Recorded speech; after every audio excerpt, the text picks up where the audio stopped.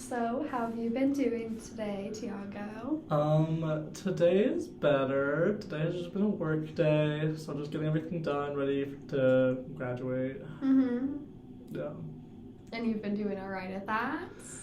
Surprisingly, yes, at the cost of sleep deprivation, but because of my sleep class, I have been prioritizing some sleep, so I've been sleeping like 4 to 6 hours every day at least, minus today, but that's okay, that's just how it goes. Okay, and you're getting things done all right. Yeah, things are getting done. I did my presentation today. It was good. It went well.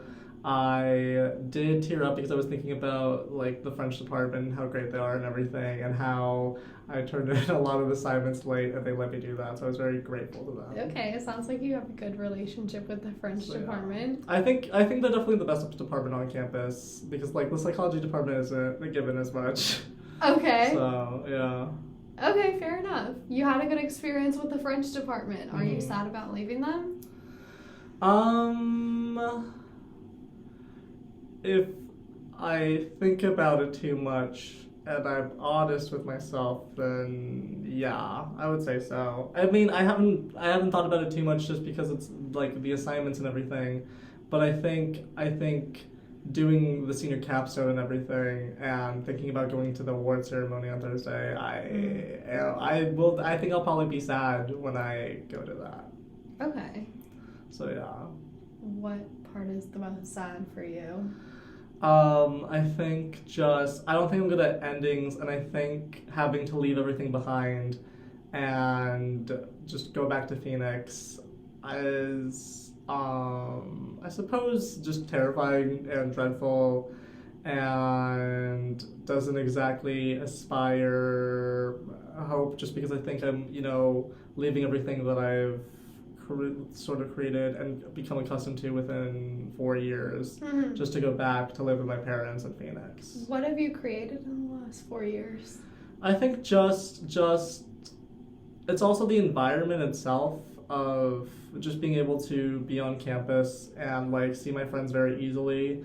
I just feel like that doesn't happen in Phoenix since it's just like, commuting from a friend's house or whatever, which is also happens here, but at least here it's the campus and the walkability and the freedom of being able to go out whenever and not necessarily having anybody worry for me aside from like text me when you're home or whatever. But that's obviously different from my parents who are a little more productive and keen to not have certain things happen. Are you stressed out about your parents kind of hovering? I suppose only for any like sexual relation, but otherwise it's not that bad. I do have a lot more freedom than other people, but it's not the worst thing ever. It's just I do get stressed out because I feel like they have to know everybody who I hang out with, and that part is stressful. Mm-hmm. And right now So- you feel like you have freedom to have sexual relations with anybody. Oh yeah, that's but when simple. you go to Phoenix, you feel like they have to know them. Yeah, and that's awkward. I don't want them to know them. It's a little awkward. I It's get it. definitely very Yeah. awkward. Yeah. Yeah. It sounds like a big change moving to Phoenix. It definitely is because it feels like a loss of opportunity and I suppose like possibility.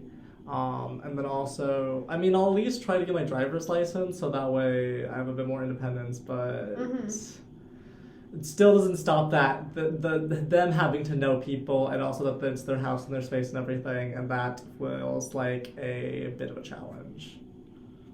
So, Sounds yeah. kind of inhibiting, yeah. Yeah. So, and it hasn't like been an issue in my mind until I think like the past few times that I've gone home and thought about that because I just haven't been like very active also in that, so it hasn't been a problem, but I feel like it's an upcoming occurrence that I'll have to deal with and think about as well. So you're trying to figure out a way to deal with your parents kind of reverting back to a way that you were in high school almost? I'd say it's just more, it's not like reverting, it's just kind of an acceptance of like how things are, and I feel like I can't necessarily really do anything about that. Can you elaborate a little bit more? I don't know. I just feel like knowing me and how I am, it's not something that I'm going to pursue while there, partially because of them, also just because I'm going to need to like settle back after graduation, and it's going to be a lot of change. I don't think it's going to be hectic. I don't think it's going to be physically hectic. I think it's going to be more emotionally hectic, and have a lot of dread and have a lot of difficult emotions to deal with that I've been putting off. But yeah. Okay. What kind of emotions have you been putting off? If I think about things a little too much, then I realize that I'm sad, and I know that because of how I start to cry when I go into bed at night. Sometimes. That was last week, not this week at least, but... What's different about this week? I think it's just the finals. I think it's just like it's the final week and everything, so now it's actually crunch time and I can't... It's something else to focus on? Yeah. Okay.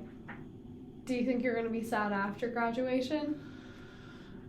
Definitely. Just like leaving, I have a hangout with one of my friends on Thursday, and I was contemplating like canceling the hangout, but I realized like I can't because, well, like, you know, theoretically I could, but realistically I don't want to because it's gonna be like one of the last times that we can hang out one-on-one, and then graduation is 8 days from that. And for her specifically, she's going to go to UC Santa Barbara, so I'm very proud of her. Wow. But I was thinking about one of the times I cried at night, I thought about how, like, being in her apartment with her and her roommates, and her roommates are still going to be here because one of them's an undergraduate still, and the other one is going to do their master's here.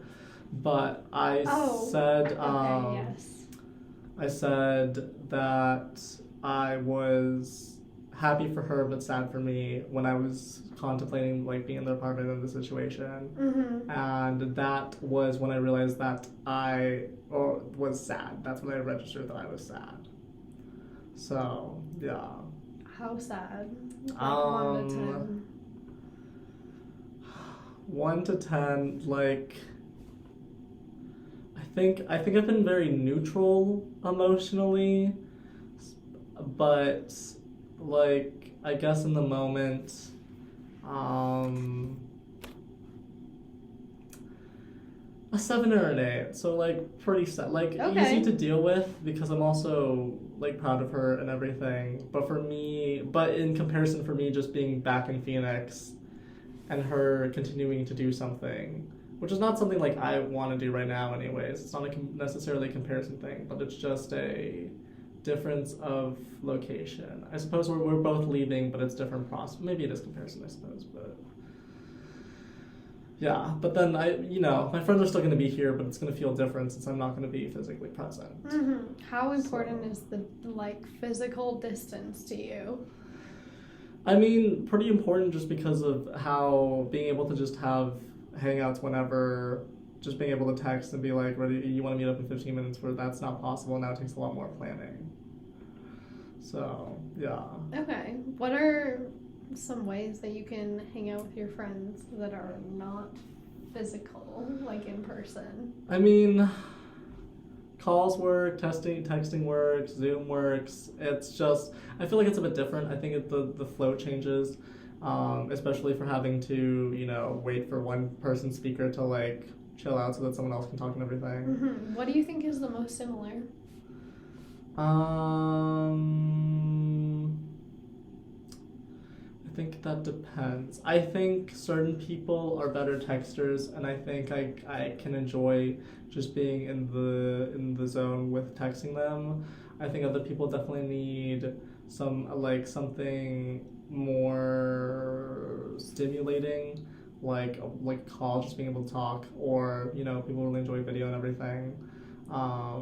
I think for me, it's either I don't know. I think they can all be stimulating at different times with different people, I suppose. So yeah. Okay. What determines that? Is it completely relying on the other person? Like, what do you prefer? Depends on the mood, because I think sometimes I'm more into texting because then I also don't have to necessarily reply as much. I also feel like if I have time, I suppose I prefer calling. And calling for like a longer while, like an hour, 2 hours, something. Mm-hmm. But also, I feel like that can be inhibiting if, like, depending on some friends, or how I'm feeling that day. It just feels like I am stuck in the conversation and can't do anything else, can't do another activity. And I think that's when it's more bothersome than helpful. If it lasts too long. Yeah. Okay, I gotcha. So yeah. Does that happen in person? I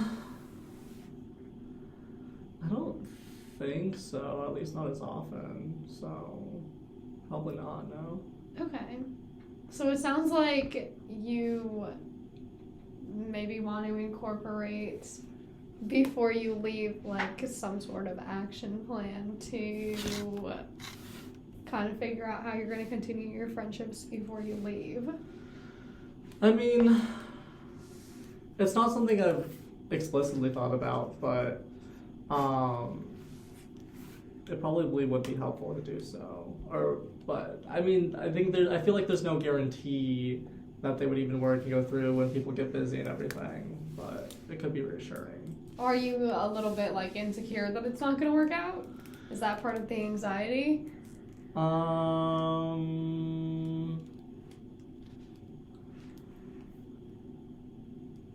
don't know if I would say insecure. I just feel like I am often freer than other people and commit more time to seeing others and like getting to know them better, keeping up the connection. Although I don't necessarily reach out first, I guess, which I guess I could change, but it's what I just feel like for how I'm gonna be after graduation, I'm not gonna have the energy to reach out first anyways. Mm-hmm. So yeah. Maybe for an action within the first like month or something. Yeah. Reach out to how many people do you think? I feel like there's probably like 2 or 3 people. Okay. That I would feel comfortable with reaching out to, like, for sure, without feeling like things have changed. Okay. So after you move back to Phoenix, reach out to 2 or 3 people. I can do that. Yeah. Yeah. That sounds good to you? That works. Yeah. Okay. So. Fantastic. Well, that's all the time that we have for today. All right, works for me. Yeah. It was so nice to see you, Tiago. It was nice to see you again. Okay. Bye. Good Bye. session.